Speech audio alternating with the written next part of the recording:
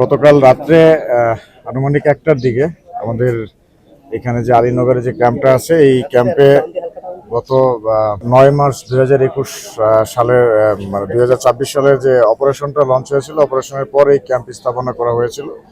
তো সেখান থেকে তখন থেকে এখানে যৌথ বাহিনীর জনবল আছে, র্যাব, জেলা পুলিশ, আরআরএফ, এপিবিএন, এই 4 বাহিনীর।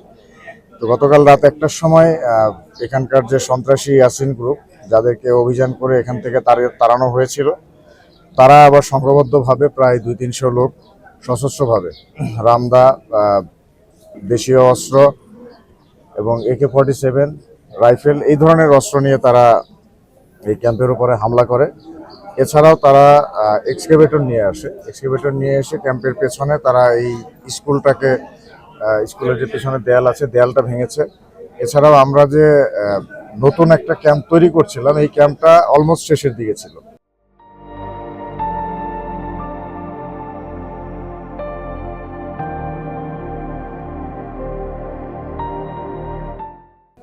তো এই 90% কমপ্লিট হয়ে গিয়েছিল। এই ক্যাম্পটা প্রায় পুরোটাই ভেঙে দিয়েছে এক্সকেভেটর দিয়ে।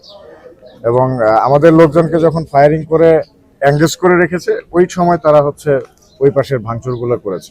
তো আমাদের লোকজনও পাল্টা গুলি করেছে এবং নিয়ম অনুযায়ী বল প্রয়োগ যতটুকু করা প্রয়োজন ছিল ততটুকু করেছে।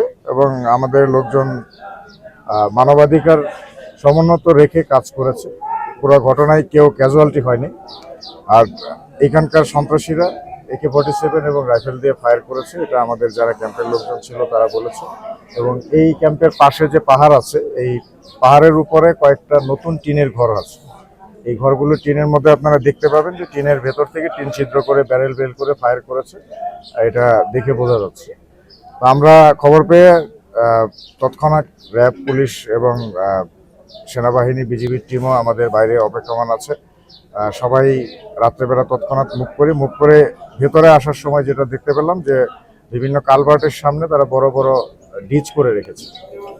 এবং এই কাজগুলো সম্ভবত তারা হামলা করার ঘন্টাখানেক আগে করেছে এবং খুব দ্রুততম সময়ে করেছে, করে আমাদেরকে যাতে গাড়ি নিয়ে আসতে না পারি এবং আমরা আলটিমেটলি গাড়ি নিয়ে আসতে পারিনি। ওখান থেকে নেমে পায়ে হেঁটে বাকি অপারেশনটা এই পর্যন্ত আসতে হয়েছে। এখানে এসে আমরা পুরো এলাকা তল্লাশি করছি, এখনো অভিযান চলমান রয়েছে।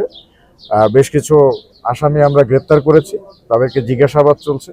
তো জিজ্ঞাসাবাদ শেষে হয়তো আমরা বিস্তারিত জানাতে পারবো যে কতজন গ্রেপ্তার হয়েছে। আর এখানে আমাদের ক্যাম্প যেরকম ছিল সেরকম থাকবে এবং যারা বাহিনীর ক্যাম্পের উপর, যৌথ বাহিনী ক্যাম্পে হামলা করেছে, অত্যন্ত গুরুতর অন্যায় করেছে, এটার বিরুদ্ধে আইনানুগ যে ব্যবস্থা নেওয়ার সেই ব্যবস্থা গ্রহণ করা হবে।